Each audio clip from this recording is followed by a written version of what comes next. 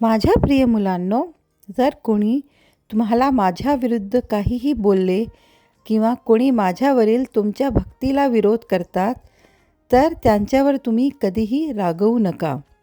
आणि एक गोष्ट समजून घ्या, जेव्हा कोणी असं करते तेव्हा तुमचं माझ्यावर प्रेम आणि तुमची भक्ती आणि श्रद्धा आणखी आणि अजून वाढते.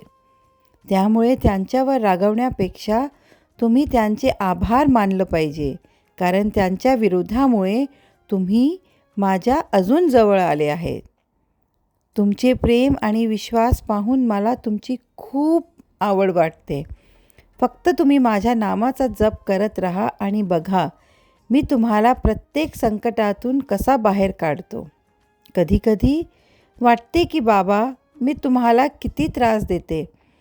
मी दिवसभर तुमच्याशीच बोलते आणि किती वेळा तुमच्यावर रागवते पण माझ्या बाळा, मी तुमच्यावर अजिबातच नाराज नाही.